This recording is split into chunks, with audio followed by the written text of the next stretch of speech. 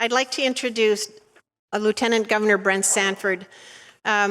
Lieutenant Governor Sanford was the mayor of Watford City at a time when the oil was booming, and if anybody knows about the importance of Census, along with all his other duties that he has now taken on as Lieutenant Governor, but he knew at the time the Census held an importance for Watford City and what it could mean for their city. So with that, Lieutenant Governor Sanford.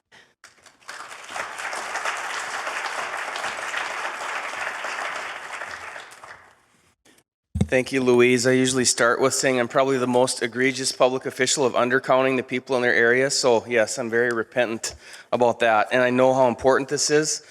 And seriously, start thinking about $19,000 times 5,000 or so people that migrated into North Dakota in the western part of the state for the oil boom in around that time, around 2010 and 11. It's staggering how much money we probably did not receive because of not finding them. So with that, I have a message from the governor's office for a complete count conference for Census 2020. It's hard to believe. It's been 9 months since we gathered at the Capitol and Governor Burgum signed the executive order to create the complete count task force for the 2020 census. The task force, of course, led by our co-chairs. Where's Linda? There's Louise down here, Linda in the back. Very capable, able co-chairs, by the way. Thank you for your hard work and passion. It's been hard at work preparing for this important population count that has occurred every decade since 1790. Census 2020 is our opportunity to shape our future for the next decade, and it's only 2 months away. It's just around the corner. Census Day is April 1st. That's pretty crazy, thinking it's February already. It's closer than it appears. We must ensure a complete count for North Dakota. We need to make sure everyone returns their survey and gets counted, and that North Dakota receives its appropriate share of the funding that's distributed based on census data. Financially, the 2020 census has the possibility of impacting nearly $14.5 billion in federal funds for North Dakota over the next decade. That's right, billions with a B.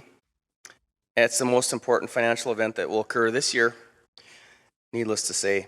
$14.5 billion is roughly the estimated amount of federal funds that we spent in North Dakota over the next decade at the rate of $1,910 per person per year for a 10-year period. And that's just for the 16 largest federal transfer programs. Getting the census right is paramount. If we're off by even 1%, that represents $145 million in lost funds. Not being counted only ensures that other states receive these funds and prevents the great state of North Dakota from getting its fair share. Programs like Medicaid, highway construction, Head Start, foster care, supplemental nutrition assistance program, low-income energy assistance, special ed, other programs are obligated in North Dakota based upon the resident count from the decennial census. Studies show that at least 320 federal programs take census counts into consideration in their funding formula. By understanding the way federal funds are distributed to states, one can value the importance of the decennial census. The importance of this event cannot be overstated. The financial impacts alone explain the reasoning behind the $1 million investment the governor included in his budget in preparation for Census 2020. The backing of the state legislature that approved this funding in the last biennial budget underscores how important it is. There are other reasons the census is important. The framers of the Constitution chose population to be the basis for sharing political power rather than membership in the aristocrat, wealth, or ownership of land. It is a constitutional right to be counted. While North Dakota is unlikely to gain a seat in the House of Representatives, the formation of legislative districts in the state uses the same formula. Believe me, there's a lot of conversations and jockeying talking about this topic in that regard, and it makes a lot of sense. And think about where you're from and what that might mean. Redrawing those lines will be a big challenge. In 2022, new legislative boundaries will be drawn based on this count. And the growth and the loss of population is not even across the state, so there'll be a lot of movement there.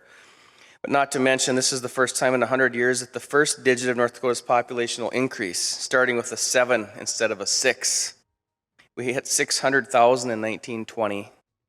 And 700,000 plus in 2020. We're very certain of that point. Just how far over we go is the issue here.